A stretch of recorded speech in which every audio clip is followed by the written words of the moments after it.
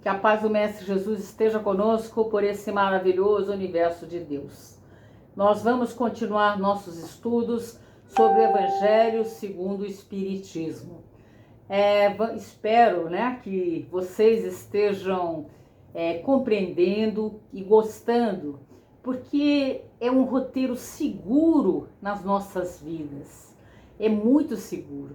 E nós já temos como exemplo o que nós vamos falar sobre o nosso querido Emmanuel. Lembra? Emmanuel, esse espírito que esteve pessoalmente com Jesus há 2000 anos e que hoje é um dos mais incansáveis trabalhadores de Jesus no Evangelho, na sua evangelização.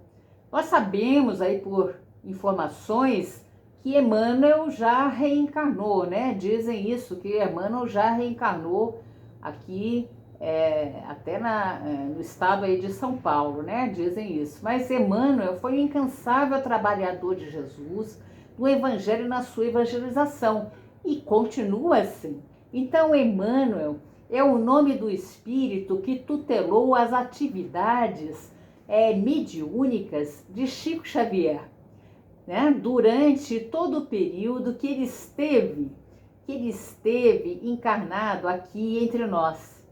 E foi aquele trabalhador incansável que dedicou a sua vida, e por aí, meus irmãos, nós já observamos, né, um comportamento que para nós, para muitos de nós, é ainda incompreensível. E apesar de nós nos apoiarmos, nós agarramos nessas pessoas, às vezes até com uma certa forma, querendo endeusá-las, né? Não é o objetivo, mas a gente as coloca, né, tão alto, né, porque achamos que nós não somos capazes de fazer isso, porque nós pensamos assim por não termos ainda a ideia de que para nós podemos realmente compreender e ter Jesus, é preciso aprender com ele. Lembre-se disso. Então, o comportamento, a conduta na vida e na vida de encarnado, mesmo sendo espíritos imortais que somos, nós temos uma necessidade determinada por Deus, que é a reencarnação. E a encarnação, ela está revestida aqui do corpo denso, de matéria. Então, viver aqui no mundo material. Mas aprender a ter a conduta moral. Por isso, apesar de tão inteligentes, né, de termos desenvolvido altamente a nossa capacidade intelectual aqui, a nossa tecnologia, as ciências humanas aqui, a dor, o sofrimento, as angústias, os problemas, os conflitos, os ódios, as vinganças continuam, existindo aqui na Terra. Então, esse nosso querido e incansável amigo, Francisco Cândido Xavier, ele dedicou a sua vida ao trabalho de trazer para a humanidade as explicações. Que explicações? As explicações através dos espíritos, porque Emmanuel, durante todo o tempo, né, através de Chico, fez. Então, ampliou e ajudou-nos a compreender Kardec. Ajudou-nos a compreender Kardec, né? Compreender Kardec. Tanto que lá na frente, no comentário da sua vida, ele disse, Emmanuel, né, para Chico, que o dia que ele, espírito, contrariasse ou falasse qualquer coisa que fosse contra Jesus e Kardec, que ele, Chico, o largasse, o abandonasse. e ficasse com Jesus e Kardec. Porque o que nós não compreendemos, às vezes, é que para compreender Emmanuel, né, para compreender qualquer desses escritores, André Luiz, Ivone Pereira, Manuel Filomeno de Miranda, a própria Joana de Ângeles, né, de Divaldo, se não tivermos o estudo da doutrina, o básico, a codificação kardeciana, dificilmente nós poderemos compreender o que eles escreveram. É bastante interessante, né? O que eles estão explicando para nós. A gente vai ter dificuldade. O próprio Leon Denis, as suas obras belíssimas, o que ele faz ali, ele está falando da vida, ele está falando da conduta do ser, ele está falando de toda a ciência de tudo, à luz da doutrina dos espíritos. Se der, nós vamos estudar as obras de Leon Denis também. Então, codificada, a doutrina dos espíritos, codificada por Allan Kardec.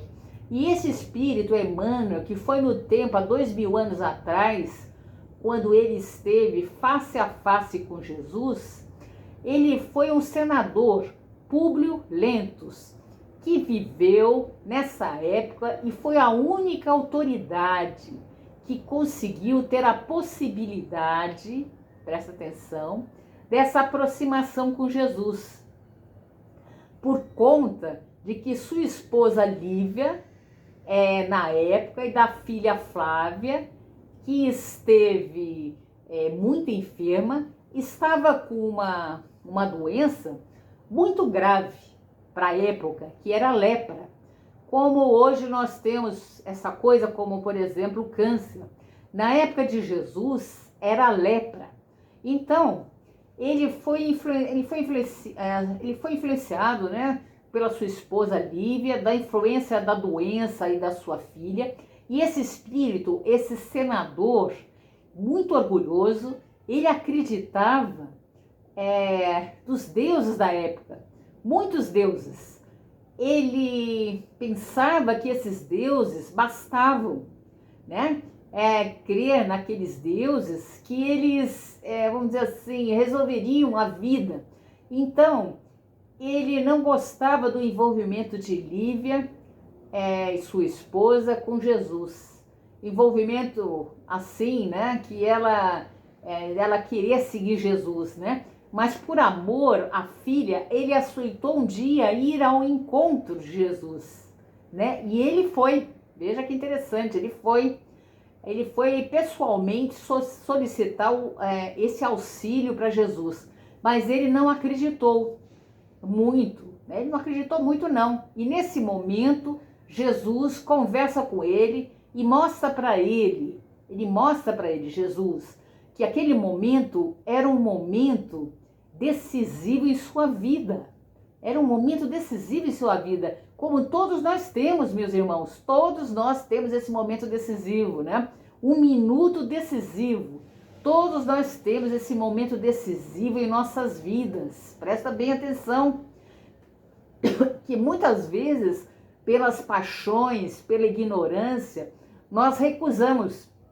O que disse Jesus a Públio Lentulus naquela época, ao senador, isso está relatado no livro Há 2000 anos, lá no capítulo, se eu me recordo, lá no capítulo 5, sou para o teu espírito nesse momento um minuto glorioso, se conseguires utilizar a tua liberdade para que seja ele em teu coração doravante um castigo de amor, de humildade e fé na hora indeterminável da redenção dentro da eternidade, né? Jesus ainda o advertiu, mas ninguém poderia agir contra a tua própria consciência, se o quiseres desprezar indefinitivamente esse minuto ditoso. né? Num minuto ele lembrou a cidade dos Césares, coberta de triunfos e glória, né? Cujo monumento e poderes acreditava naquele momento fossem, como é que eu posso dizer para vocês, imortais. E assim o senador, ele desprezou o minuto ditoso e escolheu 1.500 anos. Na realidade, foram 15 séculos de dor e sofrimento, de angústia, que o seu orgulho, como em todos nós, né? Todos nós, e assim nosso orgulho, o nosso egoísmo, a nossa vaidade, vai tirando de nós a oportunidade dos minutos gloriosos. Vão tirando a nossa oportunidade de despertar da alma para a sua realidade interior. Então, nós vamos nos encontrar no prosseguimento dessa história, desse espírito, né?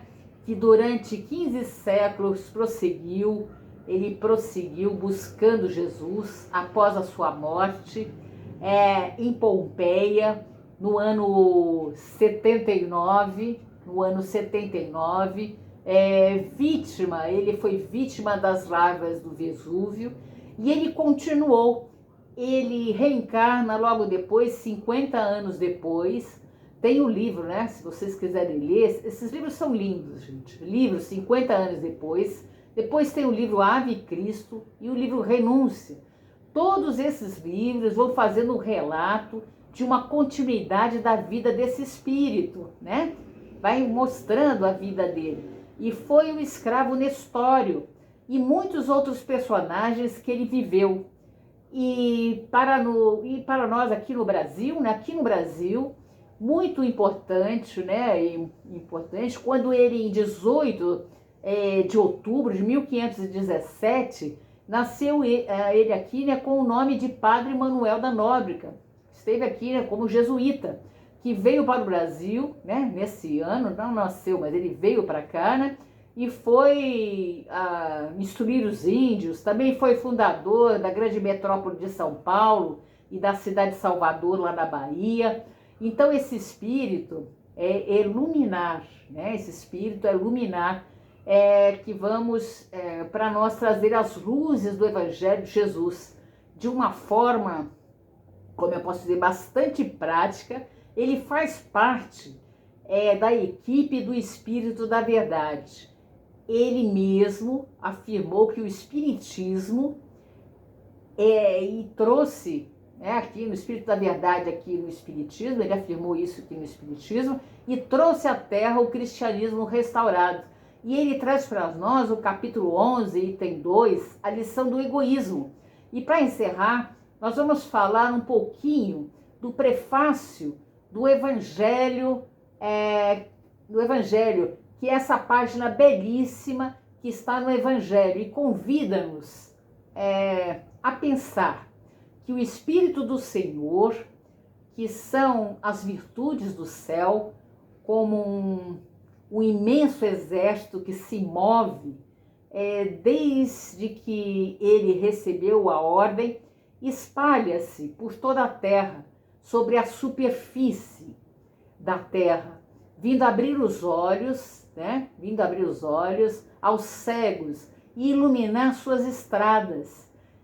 Vem dissipar as trevas, envergonhar os orgulhosos, glorificar os justos, porque vem trazer a verdade que Jesus nos afirmou. E ele diz assim: conhecereis a verdade, e a verdade vos libertará. E assim, através desses nossos estudos, nós vamos lentamente, pouco a pouco, indo conhecendo essa abençoada doutrina, que vai fortalecendo as nossas almas, tenham certeza disso, que vai nos ajudando a seguir esse roteiro de luz, esse roteiro seguro, que é o Evangelho segundo o Espiritismo, né? Que é tão necessário e importante em nossas vidas, o Evangelho segundo o Espiritismo. Então nós vamos devagar, nós vamos refletindo, entendendo, compreendendo, né? Vamos devagarinho, lendo todo esse livro, estudando esse livro, com comentários, a gente vai comentar, a gente vai falando, né? E a gente vai estudando esse livro, que não é um livro, né? É um roteiro seguro para nós, na nossa vida. Bons estudos, boas reflexões e vamos começando aí vagarosamente, não desanima, o estudo do Evangelho segundo o Espiritismo.